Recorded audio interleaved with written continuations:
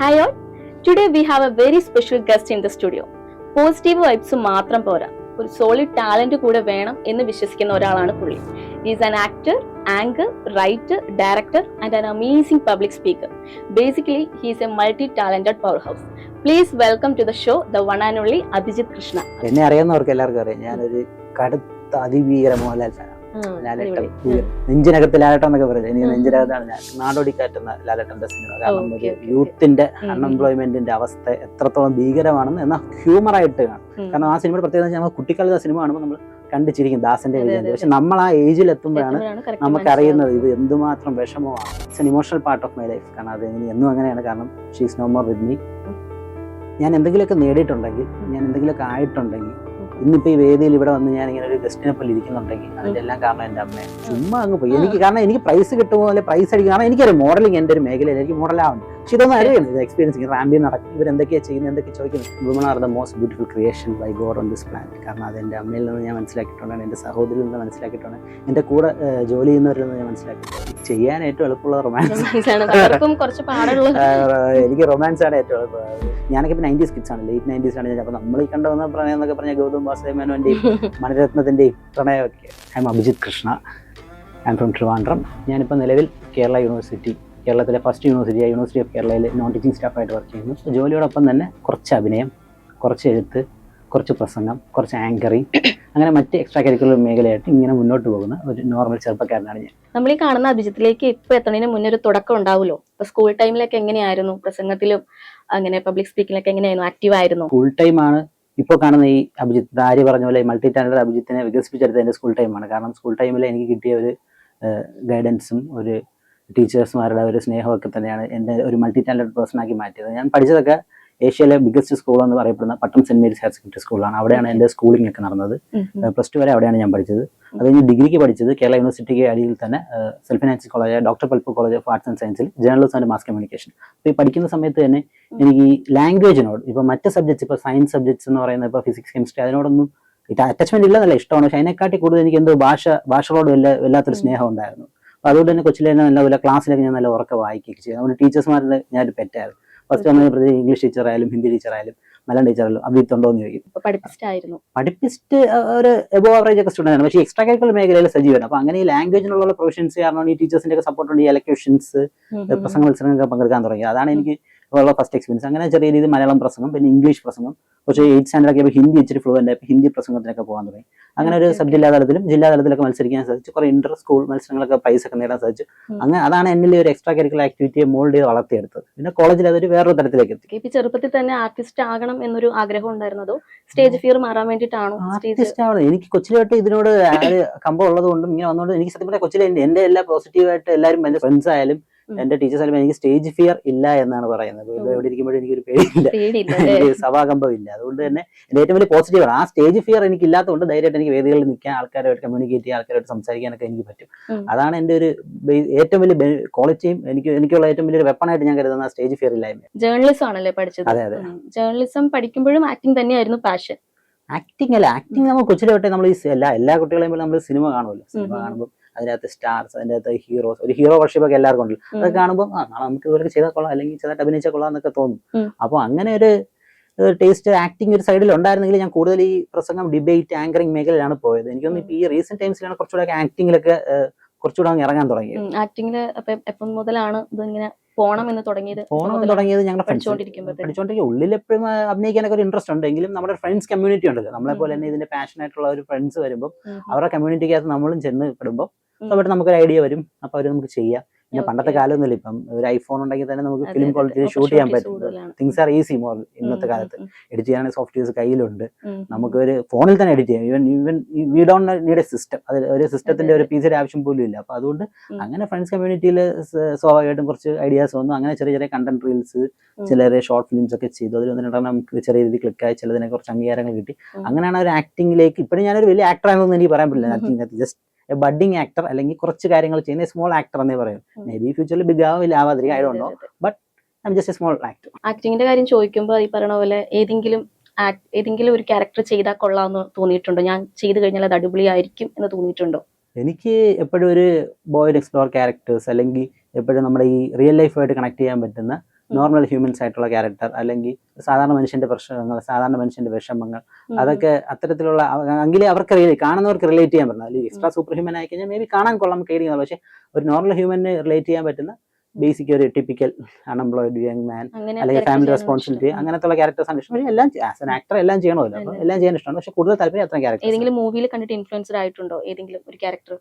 മൂവിയിൽ കണ്ട് ഇൻഫ്ലുവൻസ് ആക്കിയിട്ടുണ്ട് ഒരു പിക്ക് ചെയ്യാൻ പറ്റുന്നത് എനിക്ക് നാടോടിക്കാറ്റ് എന്ന ലാലേട്ടന്റെ സിനിമ. കാരണം ഒരു യൂത്തിന്റെ അൺഎംപ്ലോയ്മെന്റിന്റെ അവസ്ഥ എത്രത്തോളം ഭീകരമാണെന്ന് എന്നാൽ ഹ്യൂമർ ആയിട്ട് കാണും. കാരണം ആ സിനിമയുടെ പ്രത്യേകത നമ്മൾ കുട്ടിക്കാലത്ത് ആ സിനിമ കാണുമ്പോൾ നമ്മൾ കണ്ടിച്ചിരിക്കും ദാസന്റെ വിജയം. പക്ഷെ നമ്മൾ ആ ഏജിൽ എത്തുമ്പോഴാണ് നമുക്കറിയുന്നത് ഇത് എന്തുമാത്രം വിഷമമാണ്. അമ്മയെ നോക്കാൻ വയ്യ, അമ്മയുടെ ബന്ധുക്കളെ വീട്ടിൽ നിർത്തിയിരിക്കുന്നു, ഇത്രയും വിദ്യാഭ്യാസമുണ്ട്, നല്ലൊരു ജോലിയില്ല, ജീവിതത്തിന്റെ രണ്ടറ്റം കൂട്ടിമുട്ടാൻ പാടുപെടുന്നു, അങ്ങനെ വല്ലാത്തൊരു അവസ്ഥയിലേക്ക് പോകുന്ന ക്യാരക്ടർ. അപ്പൊ അതുകൊണ്ട് ഇപ്പൊ സത്യം പറഞ്ഞാൽ ദാസനെ വിജയനെ കാണുമ്പോൾ നമുക്ക് വിഷമം വരും. കൊച്ചിലെ കണ്ടുപിടിച്ചിരിച്ചു, അതാണ് വ്യത്യാസം. അതെ അതെ, എല്ലാ വിജയത്തിന്റെയും പിന്നിൽ ഒരു സ്ട്രോങ് സപ്പോർട്ടിംഗ് സിസ്റ്റം ഉണ്ടാവും, especially your mother. I know it's so sad about because of mother ഇപ്പോൾ ഇല്ല. സോ എന്താണ് അമ്മയെ പറ്റി പറയാനുള്ളത്? അമ്മയെ പറ്റി പറയാനാണെങ്കിൽ it's an emotional part of my life. കാരണം അത് എന്നും അങ്ങനെയാണ്. കാരണം she is no more with me. ഞാൻ എന്തെങ്കിലുമൊക്കെ നേടിയിട്ടുണ്ടെങ്കിൽ, ഞാൻ എന്തെങ്കിലുമൊക്കെ ആയിട്ടുണ്ടെങ്കിൽ, ഇന്നിപ്പോൾ ഈ വേദിയിൽ ഇവിടെ വന്ന് ഞാൻ ഇങ്ങനെ ഒരു ഗസ്റ്റിനെ പോലെ ഇരിക്കുന്നുണ്ടെങ്കിൽ അതിൻ്റെ എല്ലാം കാരണം എൻ്റെ അമ്മയാണ്. കാരണം എന്നെ ഞാനാക്കി മാറ്റിയത് എൻ്റെ അമ്മയാണ്. അതെനിക്ക് 100% ഉറപ്പിച്ച് പറയാം. ചെറുപ്പം മുതലേ സപ്പോർട്ട് സിസ്റ്റം. കാരണം I feel she is the greatest mother in the planet. അങ്ങനെ ഞാൻ പറയാം. കാരണം എല്ലാ മക്കൾക്കും അമ്മമാരെ പ്രിയപ്പെട്ട, എനിക്ക് എൻ്റെ അമ്മയാണ് ഏറ്റവും പ്രിയപ്പെട്ടത്. കാര്യം ഈ കൊച്ചിലോട്ട് ആങ്കറിങ്, ഡിബേറ്റ്, ഇതിനൊക്കെ ഒരു കോൺഫിഡൻസ് തന്നത് അമ്മയാണ്, അമ്മ തന്നെയാണ്. കാരണം എൻ്റെ അച്ഛൻ പോലീസ് ഡിപ്പാർട്ട്മെന്റിൽ വർക്ക് ചെയ്യുന്ന ഒരു ഉദ്യോഗസ്ഥനാണ്. അപ്പോൾ കംപ്ലീറ്റ്ലി ഒരു 24/7 ജോബിലിരിക്കുമ്പോൾ അത്രയ്ക്ക് നമ്മുടെ കാര്യങ്ങൾ ശ്രദ്ധിക്കാൻ പറ്റും. എനിക്കൊരു സിസ്റ്ററുമാണ്. അപ്പോൾ എൻ്റെയും എൻ്റെ സിസ്റ്ററിൻ്റെ കാര്യങ്ങളൊക്കെ നന്നായിട്ട് ടേക്ക് കെയർ ചെയ്ത് നോക്കിയത് അമ്മയാണ്. She was A working lady also. അതിൻ്റെ ഒപ്പം ഫാമിലിയും കുടുംബജീവിതം മക്കളെ കാര്യങ്ങളും ഷീ ഡിഡ് ഇറ്റ് ബ്രില്യൻ്റ്ലി. അപ്പോൾ അതുകൊണ്ട് തന്നെ അങ്ങനെ അമ്മയുടെ ഒരു കോൺഫിഡൻസും സപ്പോർട്ടും, അമ്മയാണ് ഈ കൊച്ചിലേക്ക് വായിക്കാനൊക്കെ എന്നെ സഹായിച്ചതും പിന്തുണച്ചതും. പിന്നെ ഈ തീരെ 4th സ്റ്റാൻഡേർഡ് 3rd സ്റ്റാൻഡേർഡിലൊക്കെ പഠിക്കുമ്പോൾ ഇലക്ട്രീഷൻ്റെ കാര്യമൊക്കെ അന്നൊക്കെയെന്ന് വെച്ചാൽ വിഷയം മുൻകൂട്ടി തരും, നമുക്ക് ഈ ടോപ്പിക് ആയിരിക്കും നിങ്ങൾക്ക് ഇലക്ട്രീഷൻ. അപ്പോൾ അതിനെ പറ്റി എഴുതി തന്നതൊക്കെ അമ്മയാണ്. പിന്നീട് ഈ സ്കൂൾ ടൈം ഒരു 7th സ്റ്റാൻഡേർഡ് ഒക്കെ ആയപ്പോഴാണ് ഈ അറിയാം. ഇപ്പം അങ്ങനെയാണെന്ന് തോന്നുന്നു, എനിക്കറിയത്തില്ല. 5 മിനിറ്റ് മുമ്പ് മാത്രം വിഷയം തരും, അപ്പം നമ്മൾ പറയണം. അപ്പോൾ അങ്ങനെയുള്ള ഒരു സിറ്റുവേഷൻ വന്നപ്പോൾ ഈ പത്രങ്ങൾ വായിക്കാനും ഒക്കെ എന്നെ പ്രോത്സാഹിപ്പിച്ച അമ്മ. ഒരു പൊതു അറിവൊക്കെ ഉണ്ടാവും എന്നൊക്കെ പറഞ്ഞതെല്ലാം അമ്മയാണ്. പിന്നെ അങ്ങനെ എന്നിൽ എന്തൊക്കെയുണ്ടോ അതിൻ്റെ എല്ലാം റീസൺ അമ്മ തന്നെയാണ്. പിന്നെ ഞാനൊരു ഷോക്കിംഗ് ആയിട്ടുള്ള ഒരു കാര്യം, ഷോക്കിംഗ് അല്ല, എനിക്ക് അത്ഭുതത്തോടെ ഒരു കാര്യം അറിഞ്ഞത്, എനിക്ക് ഒരു സ്കില്ലുണ്ടെന്ന് എനിക്കറിയാം. ഞാൻ വിചാരിച്ചത് ഈ പഠിക്കുന്നത് കൊണ്ടും അല്ലെങ്കിൽ ലാംഗ്വേജ് സ്കില്ലും കൊണ്ടാണ്. പക്ഷേ ഒരുപാട് വർഷങ്ങൾക്ക് ശേഷം എൻ്റെ അനിയത്തി ചെയ്ത ഹോമിയോ ഡോക്ടർ, പുള്ളിക്കാരി when she was in her studies, homeo പഠിച്ചിട്ടുള്ള സമയത്ത് വിദ്യാധിരാജ മെമ്മോറിയൽ നേമത്തുള്ള ഒരു ഹോമിയോ കോളേജിലാണ് പുള്ളിക്കാരി പഠിച്ചത്. അവിടുത്തെ PTA പ്രസിഡന്റ് അമ്മയാണ്. അപ്പോൾ അവിടെ ഒരു ഇതുപോലൊരു ആനുവൽ ഇവന്റിന് അമ്മ ഇങ്ങനെ വേദി പ്രസംഗിക്കുന്നത് ആദ്യമായിട്ട് ഞാൻ കേട്ടു. അതെനിക്ക് ഭയങ്കര അഭിമാനവും സന്തോഷമുള്ള നിമിഷമാണ്. That was first time I realise that it's not just my ജന്മനാ ഉള്ളൊരു സ്കില്ലാണ് അത്. കാരണം ഇൻട്രസ്റ്റ് മാത്രമല്ല, മേ ബി പെഡിഗ്രി അല്ലെങ്കിൽ ജെനറ്റിക്സ് എന്നൊക്കെ പറയുമ്പോൾ ആളുടെ ഒരു കഴിവാണ് എനിക്ക് കിട്ടിയതെന്ന് ഞാൻ തിരിച്ചറിഞ്ഞ മൊമെന്റാണ്. So she will be always my biggest support. ഇപ്പൊ എന്റെ കൂടെ ഇല്ലെങ്കിലും she will be my strength for ever. ജീവിതത്തിൽ നമ്മുടെ കൂടെ എപ്പോഴും കൂടെ ഉണ്ടായിരിക്കുന്നത് ഫാമിലിന്ന് മാത്രമായിരിക്കില്ല, നമ്മുടെ സുഹൃത്തുക്കളാവാം, മെന്റേഴ്സ് ആവാം, അങ്ങനെ ഒത്തിരി പേരുണ്ടാവും. അങ്ങനെ ആരെങ്കിലൊക്കെ ലൈഫിൽ ഉണ്ടായിട്ടുണ്ടോ? അങ്ങനെ ആരെങ്കിലും ഉണ്ടോ വെച്ചാൽ അതേ ഉള്ളൂ. എൻ്റെ എല്ലാ ഇപ്പൊ അമ്മയുടെ കാര്യം പറഞ്ഞ പോലെ തന്നെയാണ് എനിക്ക് വളരെ വേണ്ടപ്പെട്ടവരാണ് ഇത്തരത്തിലുള്ള ഒരുപാട് ആൾക്കാർ. They are beyond blood. കാരണം ചിലപ്പോൾ ബ്ലഡ് റിലേഷൻ വേണമെന്നില്ല നമുക്ക് ഒരാളെ സഹോദരനാവാൻ അല്ലെങ്കിൽ സഹോദരി ആവാനോ ഒരു അമ്മയെ പോലെ സ്നേഹിക്കാൻ, അങ്ങനെ ഒരുപാട് പേരുണ്ട്. ഫസ്റ്റ് ഞാൻ ജേർണലിസം പഠിച്ചു എന്ന് പറയുന്നത് അതിനെനിക്ക് ഏറ്റവും വലിയ ഡ്രൈവിംഗ് ഫോഴ്സ് ആയ ഒരു വ്യക്തി എന്ന് പറഞ്ഞാൽ ധനേഷ് രവീന്ദ്രൻ എന്ന് പറയും.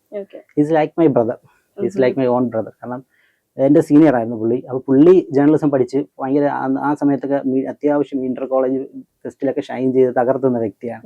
അപ്പോൾ പുള്ളിയെ കണ്ട് അല്ലെങ്കിൽ പുള്ളിയോടുള്ള ആരാധന തോന്നിയിട്ടാണ് ഞാൻ BA journalism and mass communication select ചെയ്തത്. പുള്ളി ഇപ്പോൾ ഏഷ്യാനെറ്റ് ന്യൂസിന്റെ ഡൽഹി ബ്യൂറോയിലെ സീനിയർ റിപ്പോർട്ടറാണ് ധനേഷ് രവീന്ദ്രൻ എന്ന് പറയുന്നത്. He's my role model, he's my guru, he's my brother, everything. ഒരു ചേട്ടാന്ന് വിളിക്കാനുള്ള സ്നേഹത്തോടെ ഞാൻ വിളിക്കുമ്പോൾ എന്താ മോനെ എടാന്ന് വിളിക്കുന്ന എൻ്റെ ചേട്ടൻ തന്നെയാണ്. അങ്ങനെയുള്ള ഒരാളുണ്ട്. പിന്നെ നമ്മൾ എവിടെ പോയാലും നമ്മൾ വി വിൽ മീറ്റ് പീപ്പിൾ. കാരണം മാൻ ഒരു സോഷ്യൽ ബീങ്ങാണ്. Man is a social being. നമ്മൾ ഈ സിനിമയിലൊക്കെ ഈ മോൺസ്റ്റർ എന്നൊക്കെ പറയുമെങ്കിൽ ഒരിക്കലും ഒറ്റയ്ക്ക് ഒരു ജീവിതമൊന്നും മനുഷ്യൻ നടക്കില്ല. അതെനിക്ക് കടുവയ്ക്കൊക്കെ നടക്കണമെന്ന് തോന്നുന്നു. മനുഷ്യനത് ബുദ്ധിമുട്ടുള്ള കാര്യമാണ്. അപ്പം നമുക്ക് ഈ കമ്മ്യൂണിറ്റി ആയിട്ട് പണ്ടോട്ടെ എങ്ങനെയാണല്ലോ സോഷ്യൽ സയൻസ് ഈ കമ്മ്യൂണിറ്റി ആയിട്ട് ജീവിക്കുക, അല്ലെങ്കിൽ കമ്മ്യൂണിറ്റി ആയിട്ട് ഒരുമിച്ച് സഹകരിച്ച് പോകുമ്പോൾ അപ്പം നമ്മൾ എവിടെ പോയാലും നമുക്ക് അവിടെ ഫ്രണ്ട്സ് കിട്ടും. അപ്പം ഞാൻ കേരള യൂണിവേഴ്സിറ്റി വർക്ക് ചെയ്യുമ്പോൾ അവിടെ എനിക്ക് നല്ല ഫ്രണ്ട്സ് ഉണ്ട്, നല്ല സുഹൃത്തുക്കളുണ്ട്. മീഡിയയിൽ ഞാൻ ആങ്കറിംഗ് ഒക്കെ ചെയ്യുമ്പോൾ അവിടെ എനിക്ക് സുഹൃത്തുക്കളുണ്ട്. ഈവൻ മൂവീസ് അല്ലെങ്കിൽ ഈ ഒരു ആക്ടിംഗ് മേഖലയിൽ അവിടെ എനിക്ക് നല്ല ഫ്രണ്ട്സ് ഉണ്ട്. അപ്പോൾ പറയാനാണെങ്കിൽ ഒരുപാട് പേര്. ധനേഷ് ഏട്ടൻ പറഞ്ഞ പോലെയാണ് എനിക്ക് വേറെ ആളെ പറയാനുള്ളത്. പ്രതിഭ മുരളി എന്ന് പറഞ്ഞ, അതെന്റെ കേരള യൂണിവേഴ്സിറ്റി എന്നോടൊപ്പം വർക്ക് ചെയ്യുന്ന ആളാണ്. എന്നോടൊപ്പം അല്ല, എൻ്റെ തൊട്ടടുത്ത സെക്ഷനിൽ വർക്ക് ചെയ്യുന്ന ആളാണ്. ഇപ്പൊ ഞാൻ ധനേഷ് ഏട്ടനെ എങ്ങനെ പറഞ്ഞു അതുപോലെ she is like my sister, elder sister. കാരണം ഞാൻ 2022 കേരള യൂണിവേഴ്സിറ്റി ജോയിൻ ചെയ്തത്. ഒരു 6-7 മാസം കഴിഞ്ഞപ്പോഴാണ് ചേച്ചി ആ സെക്ഷനിൽ വന്നത്. അന്ന് തൊട്ട് എനിക്ക് പുള്ളിക്കാരിയായിട്ട് ഭയങ്കര അറ്റാച്ച്ഡ് ആണ്. പുള്ളിക്കാരി she is like my elder sister. എനിക്ക് ഭയങ്കര സപ്പോർട്ടാണ്, ഭയങ്കര സ്നേഹമാണ് പുള്ളിക്കാരി. എൻ്റെ എല്ലാ ആക്ടിവിറ്റീസിനും സപ്പോർട്ട് ചെയ്യും. ഞാനിപ്പോൾ എന്തെങ്കിലുമൊക്കെ ചെയ്താൽ ഞാൻ ഇപ്പോൾ തന്നെ അത് സോഷ്യൽ മീഡിയ ഷെയർ ചെയ്യും. എപ്പോഴും എൻ്റെ അനിയൻ എന്ന് പറഞ്ഞ് ഞാൻ നടക്കും. പുള്ളിക്കാരുടെ മക്കളായാലും, പുള്ളിക്കാർക്ക് ഒരു മകനുണ്ട് ആദി എന്ന് പറയും. എപ്പോഴും കാണുമ്പോഴേ അഭിജിത്ത് മാമ എന്ന് പറഞ്ഞ ഓടി എൻ്റെ അടുത്ത് വരും. അങ്ങനെ പുള്ളിക്കാരിക്ക് ഒരു മോള്, പുള്ളിക്കാരി ഹസ്ബൻഡ്, ആ ഫാമിലിയായിട്ട് ഞാൻ വളരെ കണക്റ്റഡ് ആണ്. അപ്പം may be blood she is not my sister, but through her love, through her care she is like my elder sister. അങ്ങനെ ഒരുപാട് പേരുണ്ട്, പറയാനാണെങ്കിൽ തീരില്ല. അതാണ് ഭാഗ്യം, അത് തന്നെയാണ് നമ്മളെ നിലനിർത്തുന്നത്. ഞാൻ 2 പേരുടെ പേര് ചോദിച്ചപ്പോൾ എടുത്ത് പറഞ്ഞതേ ഉള്ളൂ. ഒരു വ്യക്തി എന്ന നിലയിലും ഒരു ക്രിയേറ്റർ എന്ന നിലയിലും how do you see a woman? എങ്ങനെയാണ് അഭിജിത്തിന്റെ പെർസ്പെക്റ്റീവ്? എങ്ങനെയാണ് സ്ത്രീയെ ബഹുമാനിക്കേണ്ടത്? സ്ത്രീയെ ബഹുമാനിക്കേണ്ടതെന്ന് പറയുന്നത്, I personally feel women are the most beautiful creation by God on this planet. കാരണം അത് എൻ്റെ അമ്മയിൽ നിന്ന് ഞാൻ മനസ്സിലാക്കിയിട്ടുണ്ട്, എൻ്റെ സഹോദരിയിൽ നിന്ന് മനസ്സിലാക്കിയിട്ടുണ്ട്, എൻ്റെ കൂടെ ജോലി ചെയ്യുന്നവരിൽ നിന്ന് ഞാൻ മനസ്സിലാക്കിയിട്ടുണ്ട്. കാരണം അവർക്കുള്ള ഒരു സഹനശേഷി, ദ വേ ദേ ലുക്ക്, ഞാൻ എൻ്റെ അമ്മയിൽ നിന്ന് കണ്ടത്, the way look at there family, അവരുടെ കുടുംബത്തെ അവർ ടേക്ക് കെയർ ചെയ്യുന്നത്, അവരുടെ ഫാമിലി അവർ ടേക്ക് കെയർ ചെയ്യുന്നത്, മക്കളെ നോക്കുന്നത്, ജോലി സ്ഥലത്ത് അവർ ചെയ്യുന്ന എഫേർട്ട്, ഇറ്റ്സ് അൺബിലീവബിൾ. പക്ഷേ ഇന്നത്തെ കാലത്ത് ചില അമ്മമാരൊക്കെ ഉണ്ട് പത്രങ്ങളിലൊക്കെ വായിക്കുന്നതാണ്. പക്ഷെ അവരെയല്ല ഞാൻ പറയുന്നത്, great woman who work for their home, who work for their children, society. അത്തരത്തിലുള്ളവരെ നമ്മൾ റെസ്പെക്ട് ചെയ്യണം. ആൻഡ് നമ്മളിപ്പോൾ ഈ പീഡനങ്ങളൊക്കെ കാണുമ്പോൾ എനിക്ക് ഇങ്ങനെ ഭയങ്കര ഷോക്കിംഗ് ആയിട്ട് തോന്നാറുണ്ട്. സ്ത്രീകൾക്ക് ഡൊമസ്റ്റിക് വയലൻസ്, അനാവശ്യമായ രീതിയിലുള്ള അവരൊക്കെ കാണിക്കുന്ന അട്രോസിറ്റീസ്. എനിക്ക് പേഴ്സണലി എൻ്റെ ഒരു അഭിപ്രായം, എനിക്ക് തോന്നുന്നത് women are not just mere sex toys to satisfy your genital needs or your desires. പച്ച മലയാളത്തിൽ പറഞ്ഞാൽ സ്ത്രീ കേവലം ഒരു ലൈംഗിക ഉപകരണമോ അങ്ങനെ ആയി കാണരുത്. അങ്ങനെ കാണാതിരുന്നാൽ മാത്രമേ, അതിപ്പോൾ ഞാൻ ഉൾപ്പെടെ, ഇപ്പോൾ ഞാൻ പുരുഷനായിട്ട് വിട്ടിരുന്നിട്ട് ഞാൻ ഭയങ്കര മഹാനാണെന്ന് പറഞ്ഞിട്ട് കാര്യം, എന്നെ കൂടെ ചേർത്ത് ഞാൻ പറയാം. അങ്ങനെ ഒരു ചിന്താഗതി മാറി. They are not need sex toys. അവർ മനുഷ്യരാണ്, അവർക്കും ഈ സൊസൈറ്റി നിലനിൽപ്പുണ്ട്, അവർക്ക് അവരുടേതായ പ്രൈവസി ഉണ്ട്, അവരുടേതായ ഒരു പേഴ്സണൽ സ്പേസ് ഉണ്ട്. ആ സ്പേസ് നമ്മൾ കാണണം, അത് ബഹുമാനിക്കാൻ റെസ്പെക്ട്. അതിപ്പോൾ എൻ്റെ കൂടെ ഇപ്പം ഷോർട്ട് ഫിലിംസിലൊക്കെ എൻ്റെ കൂടെ വർക്ക് ചെയ്യുന്ന നായികമാരായാലും, എൻ്റെ ഒപ്പം വർക്ക് ചെയ്യുന്ന പേരായിട്ട് അഭിനയിച്ചവരായാലും, അല്ലെങ്കിൽ എൻ്റെ കൂടെ ആങ്കറിങ് ചെയ്യുന്നവരായാലും, എല്ലാവർക്കും ഞാൻ ആ ഒരു പേഴ്സണൽ ലിബർട്ടി അല്ലെങ്കിൽ അവരിൽ ഞാൻ റെസ്പെക്ട് ചെയ്യുന്നുണ്ട്. അതുകൊണ്ട് ആ സ്നേഹം എനിക്ക് തിരിച്ചു തരുന്നുണ്ട്. So I feel woman are great and we should respect dum. ഇപ്പൊ ഇങ്ങനെയൊക്കെയുള്ള പ്രശ്നങ്ങൾ ഉണ്ടാകുമ്പോൾ തന്നെ വുമണിന് ഒത്തിരി കൺസിഡറേഷനും കൊടുക്കുന്നുണ്ട്. പക്ഷെ അത് കാണുമ്പോഴും നമ്മൾ കാണാറുണ്ട്, പല പുരുഷന്മാരും എന്തിനാണ് സ്ത്രീകൾക്ക് അങ്ങനെ കൊടുക്കുന്നത്, ചോദിക്കുന്നുണ്ട്. ആക്ച്വലി എനിക്ക് അങ്ങനെ, കാരണം നമ്മൾ ഒരു ഹിസ്റ്ററി ഒക്കെ പഠിച്ചു കഴിഞ്ഞാൽ, നമ്മളിപ്പോ സോഷ്യൽ സയൻസ് ഒക്കെ പഠിച്ചാൽ സ്ത്രീകൾ എന്തുമാത്രം വീട്ടിന് വെളിയിൽ പോലും ഇറങ്ങാൻ സ്വാതന്ത്ര്യമില്ല, അക്ഷരം പഠിക്കാൻ പോലും പറ്റാതെ, കുട്ടികൾക്ക് നോക്കുക വളർത്തുക, വീട്ടിൽ വെച്ച് വിളമ്പാനുള്ള ഒരു സർട്ടിഫൈഡ് വേലക്കാരിയായിട്ട് മാത്രമാണ് സ്ത്രീകളെ കണ്ടിരുന്നത്. അങ്ങനെയുള്ള ഒരു സൊസൈറ്റിയിൽ നിന്ന് സ്ത്രീകൾ ഇത്രയും വളർന്ന് ഇന്ന് സ്ത്രീകൾ ഇവിടെ നിൽക്കുന്നു. ഇപ്പൊ സ്ത്രീകൾ ഒരു സ്റ്റേറ്റ് ഭരിക്കുന്നു, അല്ലെങ്കിൽ സ്ത്രീ ഒരു രാജ്യത്തിന്റെ പ്രസിഡന്റ് ആയി വരെ നിൽക്കുന്നത് ഈ ഒരു കൺസിഡറേഷൻ ഓപ്പർച്യൂണിറ്റീസ് അവർക്ക് കൊടുത്തുകൊണ്ടാണ്. അങ്ങനെ കൊടുത്തില്ലെങ്കിൽ എവിടെ എത്തില്ല, ഇന്നും ആ കാലഘട്ടത്തിൽ തന്നെ ഇരിക്കും. അപ്പൊ അതുകൊണ്ട് ആ ഒരു കൺസിഡറേഷൻ അവർക്ക് വേണം. കാരണം ഇനിയും ഒരുപാട് പേര്, കാരണം ഇപ്പോഴും എല്ലാ സ്ത്രീകളും ഉന്നമതിയിൽ എത്തിയിട്ടില്ല. ഒരുപാട് ഇപ്പോഴും സഫർ ചെയ്യുന്ന സ്ത്രീകളുണ്ട്, ഇപ്പോഴും ബുദ്ധിമുട്ടുന്ന സ്ത്രീകളുണ്ട്, ഇപ്പോഴും ഓപ്പർച്യൂണിറ്റി ഇല്ലാത്ത ഇഷ്ടം പോലും. അപ്പൊ അവർക്ക് ഓപ്പർച്യൂണിറ്റി ഇനിയും വേണം. അവരുടെ ഒരു കോ എക്സിസ്റ്റൻസ് ആണ് വേണമെന്ന് ഞാൻ വിശ്വസിക്കുന്ന കാര്യം. ഒരു ഫെമിനിസമോ ഒരു മാൻലിനെസ്സോ അല്ല, ഒരു ഇക്വാലിറ്റി.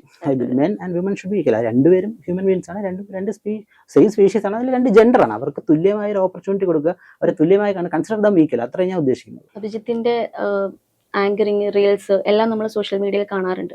പിന്നെ വരാൻ പോകുന്ന നെക്സ്റ്റ് പ്രൊജക്ട്, നെക്സ്റ്റ് സിനിമ, അതിനെപ്പറ്റി വരാൻ പോകുന്ന പ്രൊജക്ട്സ് എന്ന് പറഞ്ഞു കഴിഞ്ഞാൽ അതിനൊരു വലിയ ഓപ്പർച്യൂണിറ്റി ആയിരിക്കും നിങ്ങളുടെ ഈ ഒരു ഇന്റർവ്യൂ എന്ന് കരുതി തരാണ് ഞാനിതിൽ എക്സൈറ്റഡ് ആയിട്ട് വന്നത്. കാരണം ഇനി എനിക്ക് വരാൻ പോകുന്നത്, ഞാൻ ആദ്യമായിട്ടൊരു മൂവിയിൽ അഭിനയിച്ചു. പക്ഷെ അതൊരു ചെറിയ മൂവിയാണ്, ചുരുളുകൾ എന്ന് പറയുന്ന ഒരു കൊച്ചു മൂവി. അത് നമ്മുടെ സുഹൃത്തായ ശിവപ്രസാദ് ഹരി ഡയറക്റ്റ് ചെയ്ത്, നമ്മുടെ അമയ പ്രസാദിനെ അറിയാവുന്ന ട്രാൻസ്ജെൻഡർ ആക്ടിവിസ്റ്റായ അമയ പ്രസാദ്, ഇപ്പോൾ ട്രാൻസ്ജെൻഡർ കോൺഗ്രസിന്റെ സ്റ്റേറ്റ് പ്രസിഡന്റ്, പുള്ളിക്കാരി ലീഡ് ചെയ്യുന്ന, പിന്നെ കേരള ക്രൈം ഫയൽസിൽ മെയിൻ വില്ലൻ ഫസ്റ്റ്, അതായത് അജു വർഗീസിന്റെ പാർട്ടായ ഫസ്റ്റ് പാർട്ടിൽ വില്ലൻ ചെയ്ത ശ്രീജിത്ത് മാധവ്, അങ്ങനെ 1-2 ആർട്ടിസ്റ്റും ബാക്കി ഞങ്ങളെ പോലെ കുറെ പുതുമുഖങ്ങളും ചെയ്ത ഒരു പടത്തും അതിന്റെ ഷൂട്ടെല്ലാം കഴിഞ്ഞു. ഈ വെള്ളറടയൊക്കെ ചെയ്ത അതിന്റെ പോസ്റ്റ് പ്രൊഡക്ഷൻ വർക്കൊക്കെ നടന്നുകൊണ്ടിരിക്കുക. It's a good film. ഒരു ത്രില്ലറാണ്, ഒരു മർഡർ മിസ്റ്ററിയാണ്. അപ്പൊ ഞാനതിലൊരു പോലീസ് ക്യാരക്ടറാണ് ചെയ്തേക്കുന്നത്, ക്രൈം ബ്രാഞ്ച് ഇൻസ്പെക്ടറൊക്കെ ആയിട്ട്.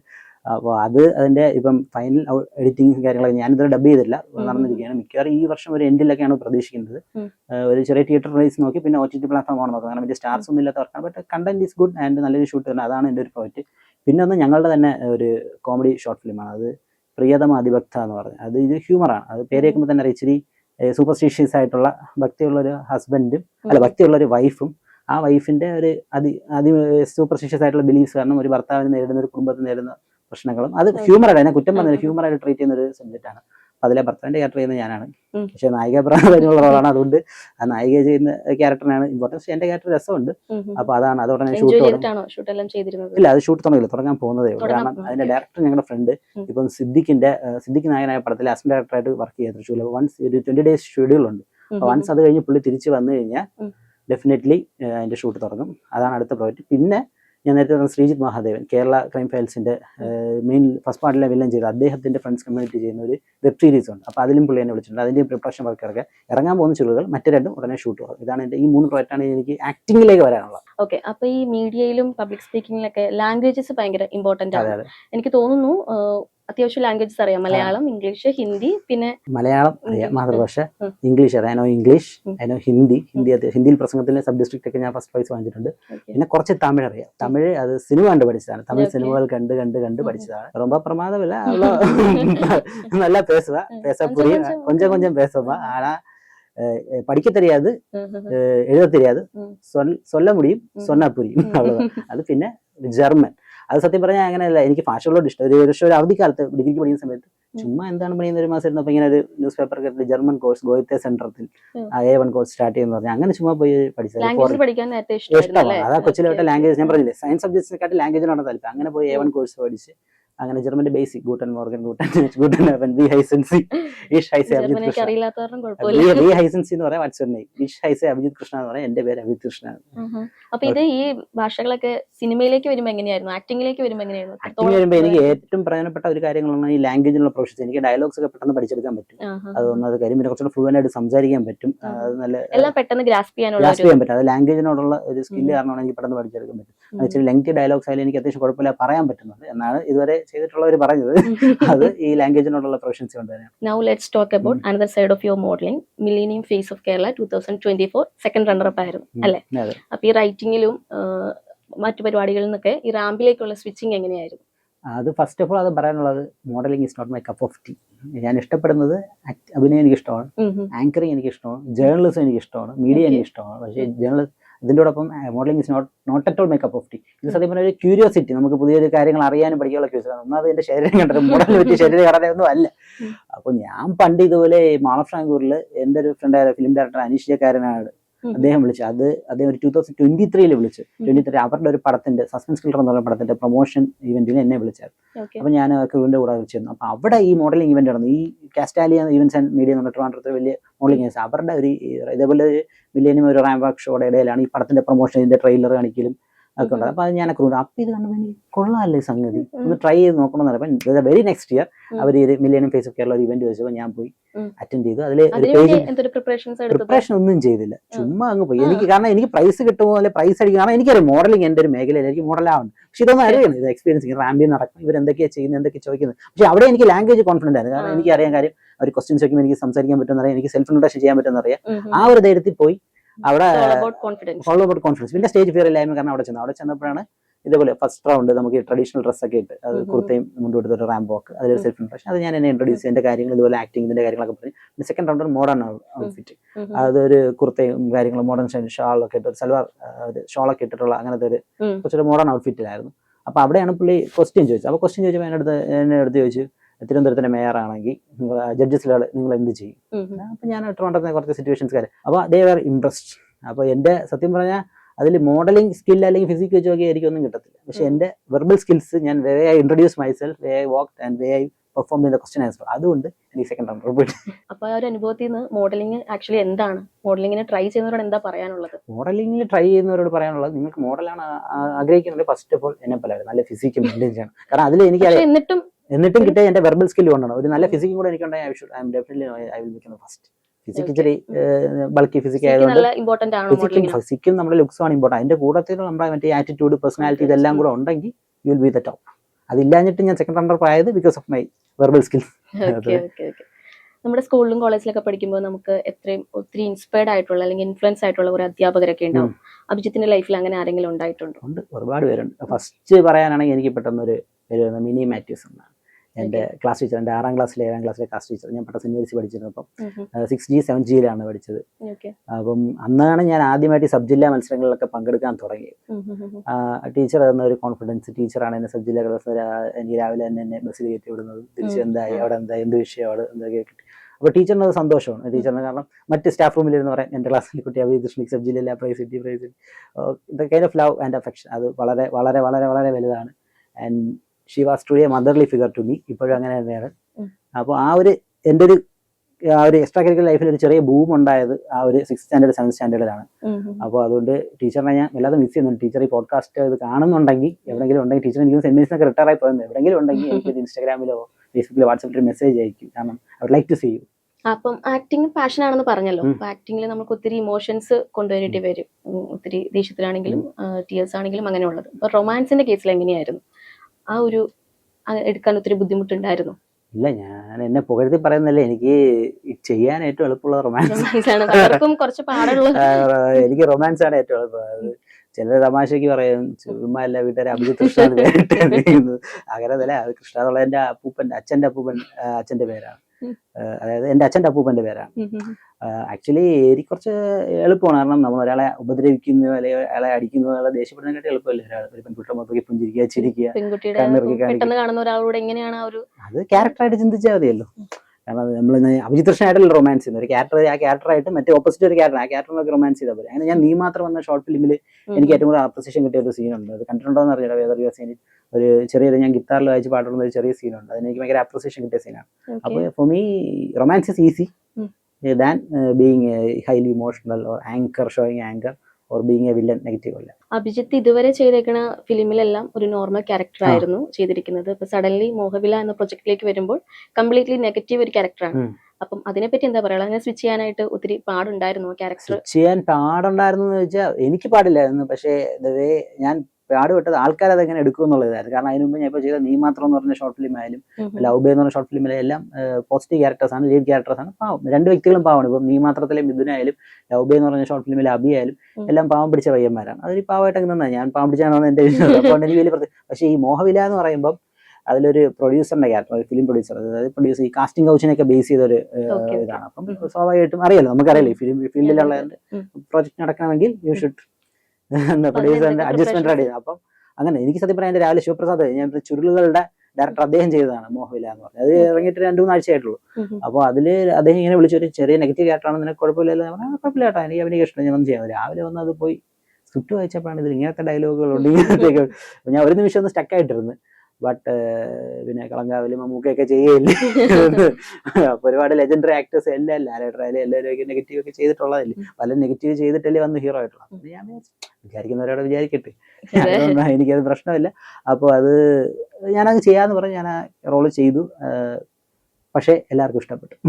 എല്ലാവരും മറ്റേതിനെക്കാട്ടി നന്നായിട്ട് ഇതുണ്ടെന്ന് പറഞ്ഞു. അപ്പൊ അതുകൊണ്ട് ഞാൻ ഐ ആം ഹാപ്പി. ലവിനെ പറ്റി സംസാരിക്കാം. പ്രണയം എന്ന് പറയുന്നത് എന്താണ്, എങ്ങനെയാണ് അഭിജിത്തിന്റെ പെർസ്പെക്റ്റീവില്? അത് ഈ തിരക്കുകൾക്കിടയിൽ പ്രണയിക്കാൻ സമയം കിട്ടാറുണ്ടോ, അതോ കരിയർ ആയിട്ട് മുന്നോട്ട് പോവാണോ? അല്ല, ഇപ്പൊ പ്രണയിക്കാൻ സമയം കിട്ടാറില്ല. പ്രണയിച്ചിട്ടുണ്ടോ? കോളേജിലൊക്കെ ആരാ പ്രണയിക്കാത്ത മനുഷ്യരല്ലല്ലോ. അതുകൊണ്ടായിരിക്കും റൊമാൻസ് പെട്ടെന്ന് വരും എന്ന് പറഞ്ഞത്. പ്രണയിച്ചിട്ടുണ്ട്, പ്രണയിച്ചിട്ടില്ലെന്നൊന്നും പറയുന്നില്ല, പ്രണയിച്ചിട്ടുണ്ട്. പക്ഷെ ഇപ്പൊ പ്രണയിക്കാൻ സമയം കിട്ടുന്നില്ല, ആളെയും കിട്ടുന്നില്ല. എല്ലാവർക്കും റിലേഷൻഷിപ്സ് ഒക്കെ ഉണ്ട്. അതുകൊണ്ട് ഇപ്പം ഈ ജോലി, യൂണിവേഴ്സിറ്റിയിലെ ജോലി, മറ്റ് ഈ വർക്കൊക്കെ ആയിട്ട് എക്സ്ട്രാ കരിക്കുലർ ഈ ആക്ടിങ് അങ്ങനെ ഇതായിട്ടൊക്കെ പോകുന്നു. പക്ഷെ പ്രണയം എന്ന് പറഞ്ഞാൽ ഇറ്റ്സ് എ ബ്യൂട്ടിഫുൾ ഫീലിംഗ്. ഒരാളുടെ ഇഷ്ടം ഷെയർ ചെയ്യുക എന്ന് പറയാം. അതിപ്പോൾ നമ്മൾ ഈ കാണുന്ന ഇപ്പോഴത്തെ ഈ ഒരു ടോക്സിക് പ്രണയമാണല്ലോ എനിക്ക് തോന്നുന്നത്. നമ്മളൊക്കെ ഞാനൊക്കെ ഇപ്പോൾ 90s കിഡ്സ് ആണ്, ലേറ്റ് 90s ആണ് ഞാൻ. അപ്പോൾ നമ്മൾ ഈ കണ്ടുവന്ന പ്രണയം എന്നൊക്കെ പറഞ്ഞാൽ ഗൗതം വാസുദേവമേനോന്റെയും മണിരത്നത്തിന്റെയും പ്രണയമൊക്കെയാണ്. അപ്പൊ അത് കണ്ട് ഇഷ്ടപ്പെട്ട് അതിനെ ഇൻഫ്ലുവൻസ് ചെയ്ത് അങ്ങനത്തെ പ്രണയമാണ് എനിക്കിഷ്ടം. അങ്ങനെ പ്രണയിക്കാനാണ് എനിക്ക് താല്പര്യം. അങ്ങനത്തെ ആഗ്രഹമുണ്ടോ? ഇങ്ങനത്തെ ഉള്ള ആളെയാണ് പ്രണയിക്കാൻ ആഗ്രഹം? അങ്ങനെയൊക്കെ should be A good girl. Good girl എന്ന് പറയുന്നത് ഇൻ ദ സെൻസ് ഞാൻ നോക്കുന്ന അത്യാവശ്യം എന്നെ മനസ്സിലാക്കാൻ പറ്റുന്ന, എന്നെ അണ്ടർസ്റ്റാൻഡ് ചെയ്യാൻ പറ്റുന്ന, എന്നെ സപ്പോർട്ട് ചെയ്യുന്ന, എൻകറേജ് ചെയ്യുന്ന ഒരാൾ. അതുപോലെ തന്നെ ഓപ്പോസിറ്റ് പുള്ളിക്കാരുടെ സ്വപ്നങ്ങൾ, പുള്ളിക്കാരുടെ ആഗ്രഹങ്ങളൊക്കെ ഞാൻ എൻകറേജ് ചെയ്യും. അങ്ങനെ ഒരാളെ ഇനി വന്നാൽ ഇനിയും പ്രണയിക്കും. പ്രണയത്തിന് അങ്ങനെ ഒരു കാലതാമസം ഒന്നുമില്ല. Ready for that adventure. Acting ആണ് പാഷൻ എന്ന് പറഞ്ഞു. അപ്പൊ ഏറ്റവും ഇഷ്ടപ്പെട്ട ആക്ടർ ആരാണ്? അവരെ ഫോളോ അപ്പ് ചെയ്യാറുണ്ടോ? എന്നെ അറിയാവുന്നവർക്ക് എല്ലാവർക്കും അറിയാം, ഞാനൊരു കടുത്ത അതിഭീകര മോഹൻലാൽ ഫാനാണ്. ലാലേട്ടൻ നെഞ്ചിനകത്ത് ലാലേട്ടൻ എന്നൊക്കെ പറയുന്നത് എനിക്ക് നെഞ്ചിനകത്താണ് ലാലേട്ടൻ. കാരണം കുട്ടിക്കാലത്ത് തന്നെ എന്നെ ഭയങ്കരമായിട്ട് ഇൻസ്പയർ ചെയ്ത മനുഷ്യൻ ലാലേട്ടനാണ്. കാരണം ലാലേട്ടനെ ആരാധിച്ചു ഞാൻ വേറെ നടനെ ആരാധിച്ചിട്ടില്ല, ഇനി ആരാധിക്കാനും പോകുന്നത് ഹാർഡൻ മോഹൻ. പക്ഷെ അഭിനയിക്കുന്നവരെല്ലാം ഇഷ്ടമാണ് ഇപ്പോഴത്തെ ആക്ടേഴ്സ് ആയാലും. കാണാനൊക്കെ അവസരമൊക്കെ കിട്ടിയിട്ടുണ്ട്. ഷൂട്ടിലെ വെളിപാടിന്റെ പുസ്തകം ലൊക്കേഷനിലൊക്കെ ഞാൻ പോയിട്ടുണ്ട്, കണ്ടിട്ടുണ്ട്. അങ്ങനെ പേഴ്സണലി ഒരു 1-to-1 കമ്മ്യൂണിക്കേഷൻ ഉള്ള ഒരു അവസരം എനിക്ക് കിട്ടിയിട്ടില്ല. അപ്പൊ അവരുണ്ടാവും ഞാൻ പ്രതീക്ഷിക്കുന്നു. But I means huge fan. കാരണം ഞാൻ ഓർമ്മ വെച്ച കാലത്ത് ഞാൻ ഫസ്റ്റ് എൻ്റെ ഒരു മൂവി എക്സ്പീരിയൻസ് എനിക്കറിയില്ല, 4-5 വയസ്സാണ്. ഞാനിങ്ങനെ വീട്ടിൽ കണ്ട ഒരു മൂവി എന്ന് പറയുന്നത് നരസിംഹമാണ്. അത് അന്ന് എൻ്റെ അച്ഛൻ VCR കാലം CD പോലും വന്നില്ല. VCR ഒക്കെ വാടകയ്ക്ക് എടുക്കൊണ്ടുവന്ന് വീട്ടിൽ ഞാൻ എൻ്റെ വീട്ടിൽ അയൽവക്കത്തുള്ളവരും കൂടി നരസിംഹം കണ്ടു. എനിക്കൊരു 5 വയസ്സ്, 5-6 വയസ്സ്. ആ 5 വയസ്സുകാരുടെ മനസ്സിൽ അന്ന് ഈ മോഹൻലാൽ എന്ന് പറയുന്ന സൂപ്പർ സ്റ്റാറിന്റെ ഹീറോയിസത്തിനും മാൻഡ്രസത്തിനും തുടങ്ങിയ ഒരു ആരാധന ആവേശം അതിന്നും ഉണ്ട്, കൂടിയിട്ടില്ല. പിന്നെ വളരും തോറും അത് കൂടി. കാരണം വളരും തോറും അന്ന് നമ്മൾ ആ മീശവരി മുണ്ട് മടക്കത്തെ ഡയലോഗ് കൊണ്ട് ആരാധിച്ചെങ്കിൽ വളരും തോറും ആ വി ഗെറ്റ് മെച്ചൂർഡ് നമുക്ക് മനസ്സിലായി is A brilliant actor, is A complete actor എന്ന് പറയുന്നത്. കാരണം ഈ മൂശവരി മുണ്ട് മടക്കം മാത്രമല്ല, അതിൻ്റെ ഒരു ഓപ്പോസിറ്റ് സൈഡ് ഈ ആക്സ് ഇത്രയും എഫർട്ട്ലെസ് ആയിട്ട് അഭിനയിക്കുന്ന, ഇത്ര നാച്ചുറൽ ആയിട്ട് അഭിനയിക്കുന്ന, അത് ചെയ്ത wide characters, dance, romance, action, comedy, intensity എല്ലാം അദ്ദേഹം ചെയ്ത പോലെ മറ്റൊരു നടനും ചെയ്തിട്ടില്ല, ചെയ്ത് ഫലിപ്പിക്കാൻ സാധിച്ചിട്ടില്ല. അദ്ദേഹത്തിന്റെ സിനിമകളുടെ റീമേക്സ് കാണുമ്പോൾ നമുക്ക് മനസ്സിലാവും അദ്ദേഹം എത്ര മനോഹരമായിട്ടാണ് ആ ക്യാരക്ടർ ചെയ്തത്.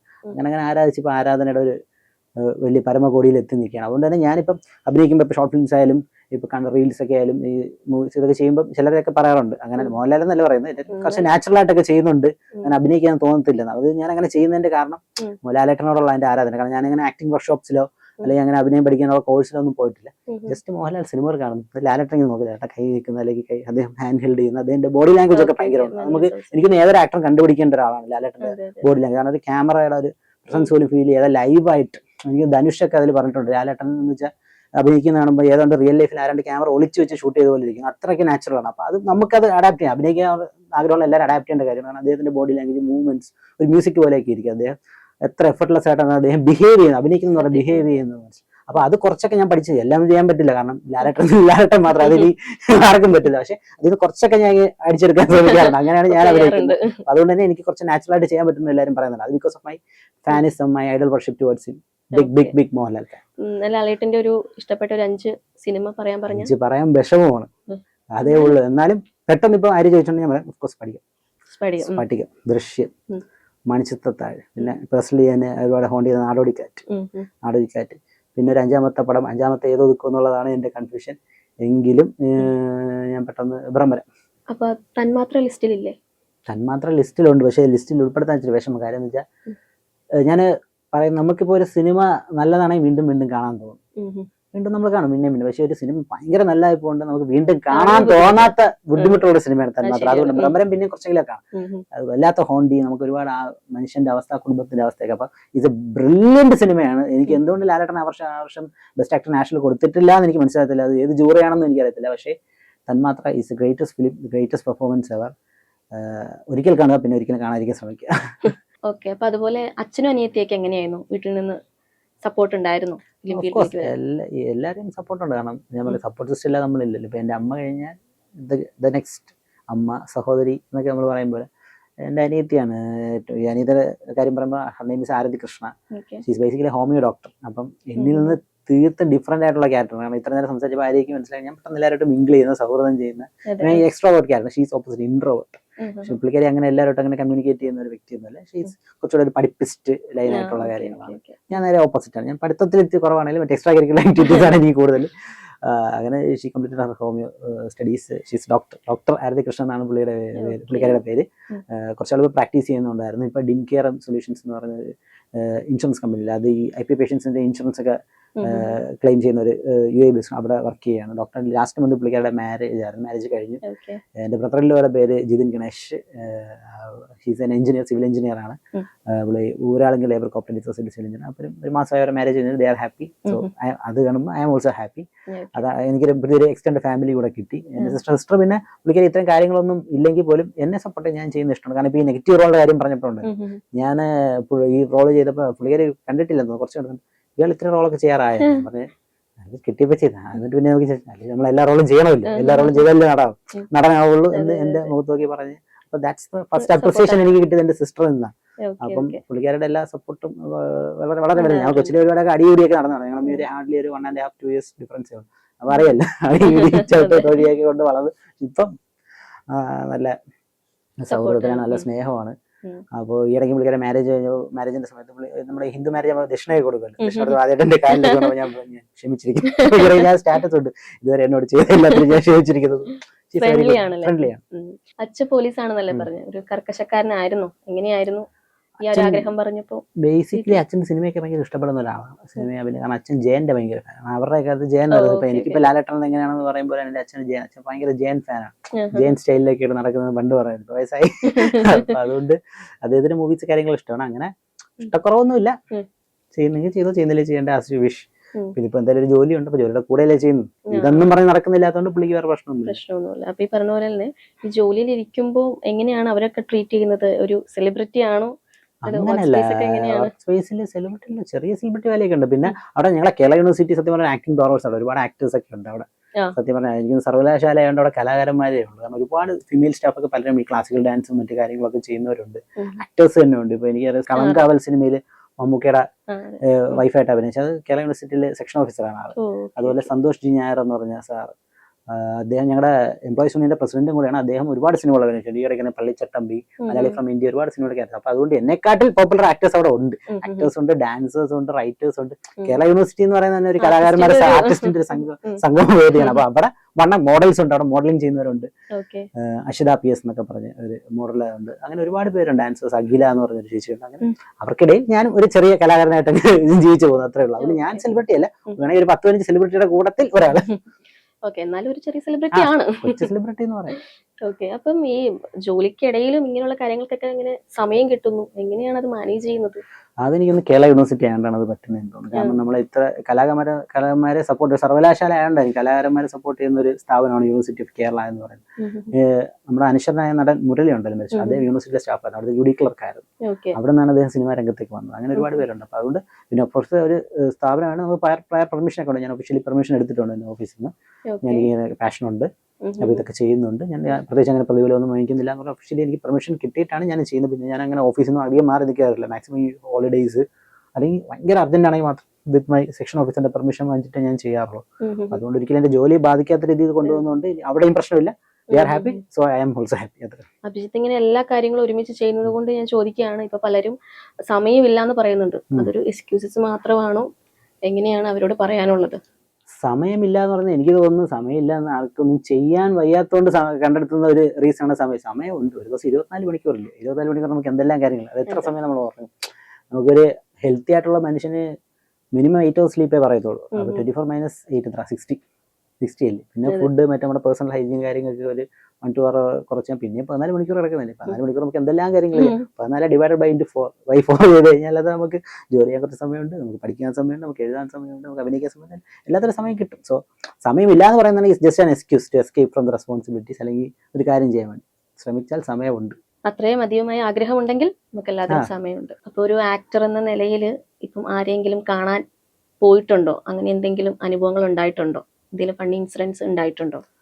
ഫണ്ണി ഇൻസിഡന്റ് അല്ല, കാണാൻ പോയതിന്റെ ഒരു വേറെ എക്സ്പീരിയൻസ് എനിക്ക് പറയാനുള്ളത്, ലാസ്റ്റ് വർഷം നമ്മുടെ ഇപ്പോഴത്തെ ഹോണറബിൾ ചീഫ് മിനിസ്റ്റർ ഓഫ് തമിഴ്നാടിന്റെ മുഖ്യമന്ത്രിയായ അന്ന് സൂപ്പർ സ്റ്റാർ ആയിരുന്ന ദളപതി വിജയെ കാണാൻ ഞാൻ പോയത്. കാണാൻ പോയതല്ല, പുള്ളി നമ്മുടെ അടുത്ത് തന്നെ വന്നു. കാര്യം പുള്ളിയുടെ ഗോട്ട് എന്ന് പറയുന്ന മൂവിയുടെ ഷൂട്ട്, അതിൽ ആ ക്ലൈമാക്സ് സ്റ്റേഡിയം ഷൂട്ടൊക്കെ നമ്മൾ കാര്യവട്ടം ഗ്രീൻഫീൽഡ് സ്റ്റേഡിയത്തിലാണ്. എൻ്റെ വീട് ഗ്രീൻഫീൽഡിനെ തൊട്ടടുത്താണ്. അപ്പൊ അന്ന് വിജയ് വന്നെന്ന് പറഞ്ഞാൽ അവിടെ ഭയങ്കര ആവേശം പോകാണ്. അപ്പൊ അതിന്റെ കൂട്ടത്തിനിടയിൽ അദ്ദേഹത്തെ കാണാൻ വേണ്ടി പോയി. അദ്ദേഹത്തെ ലക്ഷക്കണക്കിന് ആരാധന കൂട്ടത്തിൽ ഇടിച്ച് നിന്ന് മണിക്കൂറുകളോളം ഒരു ദിവസം നിന്ന്. പക്ഷെ കാണാൻ പറ്റില്ല, അന്ന് വിജയ് ഇല്ലെന്ന് വിജയ് ഇല്ലെന്ന് അവർ പറഞ്ഞു. പാവം പിടിച്ച ആരാധകരും ഞാനും എല്ലാം കൂടെ പോകുമ്പോൾ 10 മണി കിടന്ന്. പിന്നെ എന്റെ വീടെടുത്തായിട്ട് എനിക്ക് തിരിച്ചു പോകാൻ പറ്റിയ. പക്ഷെ ഞാൻ ഞെട്ടിപ്പോയത്, നമ്മളൊരു തമിഴ് സൂപ്പർ സ്റ്റാറിന് കേരളത്തിൽ ഇത്രമാത്രം ഫാൻ ബേസ് ഉണ്ടെന്ന്. കാരണം ആ സ്റ്റേഡിയത്തിന്റെ ഫ്രണ്ട് ഏരിയ മുഴുവൻ നിറഞ്ഞു. അപ്പൊ അതിൽ എനിക്കൊന്ന് കാര്യവട്ടത്തു നിന്ന് ഞാനും കുറച്ച് പേരെ ഉള്ളത്, ബാക്കിയെല്ലാം കാസർഗോഡ്, തൃശ്ശൂരിൽ നിന്നൊക്കെ അത് വിജയ് കാണാൻ വന്നവരുണ്ട്. എനിക്ക് തമിഴ്നാട്ടിൽ തമിഴന്മാരൊക്കെ അവിടെ ഉണ്ട്. വിജയ് ഫാനാണോ? വിജയ്, ഞാൻ ലാലേട്ട ഫാനാണ്. വിജയ് ഇഷ്ടമാണ്. വിജയ് ഞാൻ തമിഴ് സംസാരിക്കുന്നൊക്കെ പറഞ്ഞില്ല, അത് സിനിമ കണ്ട് പഠിച്ചത് വിജയ് സിനിമകളൊക്കെ കുറെ കണ്ടാണ്. I like Vijay, but fan of course Mohanlal fan. Vijay ഇഷ്ടമാണ്. അങ്ങനെ പക്ഷെ എന്റെ വെരി നെക്സ്റ്റ് ഡേ ചുമ്മാ പോയി അവിടെ വീണ്ടും പോയി ഇങ്ങനെ ഇരുന്നു. അപ്പൊ നോക്കി വിജയ് വരുന്നു, ദളപതി വിജയ് വരുന്നു.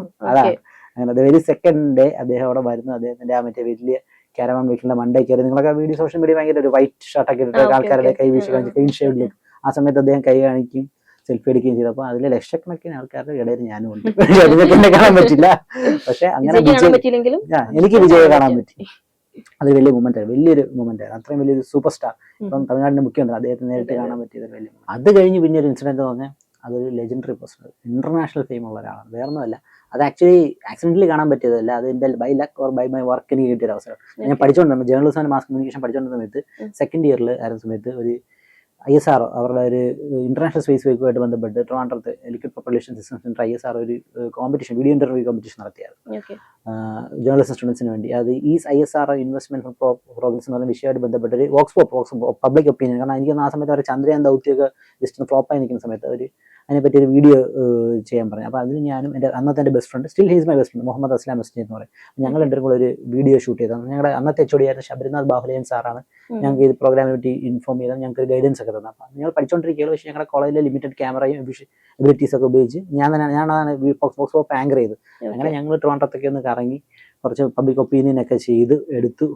അതിൽ ലക്കി എന്ന് വെച്ചാൽ അതിൻ്റെ അകത്ത് മുൻ ചെയർമാനായ മാധവൻ സാറിനെ മീറ്റ് ചെയ്യാൻ പറ്റി, പുള്ളിയുടെ ഒരു ബൈറ്റും കൂടെ എടുത്തു. അതായത് പല ആൾക്കാരുടെ ഒപ്പീനിയൻ, ISRO നല്ലതാണ്, മോശമാണ്, അല്ലെ ISRO പരാജയമാണ്, ISRO അങ്ങനെ പല ഒപ്പീനിയൻസ് ഉണ്ടല്ലോ. അപ്പോൾ അതിൽ ISROക്കാരെ ഞെട്ടിപ്പോയി, കാരണം ISRO ഈ ഇൻവെസ്റ്റ്മെന്റ് പ്രോഗ്രസ് എന്ന ടോപ്പിക്കിന് ഒരു വോക്സ് പോപ്പ് ചെയ്യുന്നതിന്റെ അകത്ത് ബൈറ്റ് വന്നതാരാണ്? ISROയുടെ മുൻ ചെയർമാൻ്റെ തന്നെയാണ്. അപ്പോൾ അദ്ദേഹത്തെ കണ്ട് മീറ്റ് ചെയ്തു, അദ്ദേഹത്തിന്റെ ബൈറ്റും കൂടെ ഉൾപ്പെടുത്തിയപ്പോൾ റിസൾട്ട് വന്നപ്പോൾ ഞങ്ങൾക്ക് ഫസ്റ്റ് പ്രൈസ് അടിച്ചു. എനിക്ക് എൻ്റെ ഫ്രണ്ട് ഫസ്റ്റ് പ്രൈസ് അടിച്ചു. അങ്ങനെ ഞങ്ങൾ ആ പ്രൈസ് വാങ്ങിക്കാൻ പോയി. വലിയ മേലുള്ള ലിക്വിഡ് പ്രൊപ്പൽഷൻ സിസ്റ്റത്തിൽ ആ പ്രൈസ് തരാൻ വന്നത് ചേതൻ ഭഗത് എന്ന ലോക പ്രശസ്തനായ എഴുത്തുകാരനാണ്. അപ്പോൾ that was a big moment. അദ്ദേഹത്തെ കാണാനും സംസാരിക്കാൻ, അദ്ദേഹത്തിന്റെ അടുത്ത് നിന്ന് അവാർഡ് വാങ്ങിക്കാൻ എനിക്ക് എൻ്റെ സുഹൃത്തുണ്ട്. ഞങ്ങൾ അപ്പുറം നിന്ന് പ്രൈസ് വാങ്ങിക്കുന്ന വീഡിയോ ഉണ്ട്, അദ്ദേഹത്തെ ഒരു ഇന്ററാക്ട് ചെയ്യുന്ന ഒരു മൊമെന്റ് ഉണ്ട്. അത് ലൈഫിൽ മറക്കാൻ പറ്റാത്തൊരു മൊമെന്റ് ആണ്. കാരണം ചേതൻ ഭഗത് എന്നുള്ളത് നമ്മൾ പറയേണ്ട ആവശ്യം നമുക്ക് എല്ലാവർക്കും അറിയാം. അപ്പോൾ that's A life time memory. So ഇത്രയും നേരം നമ്മളോട് കൂടെ ഉണ്ടായിരുന്ന അഭിജിത്ത് കൃഷ്ണയ്ക്ക് ഒരു ബിഗ് താങ്ക്സ്.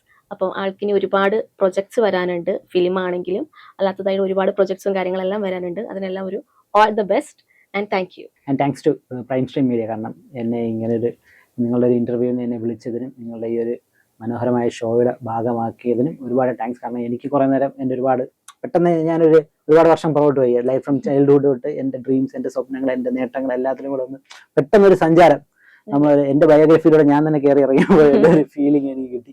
അപ്പോൾ അങ്ങനെ ഒരുപാട് ഇമോഷണൽ മൊമെന്റ്സിലൂടെ എന്നെ പോകാൻ സാധിച്ചത് നിങ്ങളിങ്ങനെ വിളിച്ചതുകൊണ്ടാണ്. അപ്പോൾ എന്നെ ഭാഗമാക്കിയതിന് പ്രൈം സ്ട്രീം മീഡിയയ്ക്ക് ഒരുപാട് താങ്ക്സ്. അതുപോലെ മനോഹരമായിട്ട് ആങ്കർ ചെയ്ത് എന്നോടൊപ്പം ഇരുന്ന പ്രത്യേക thanks. And do like, comment, share, subscribe to prime stream media.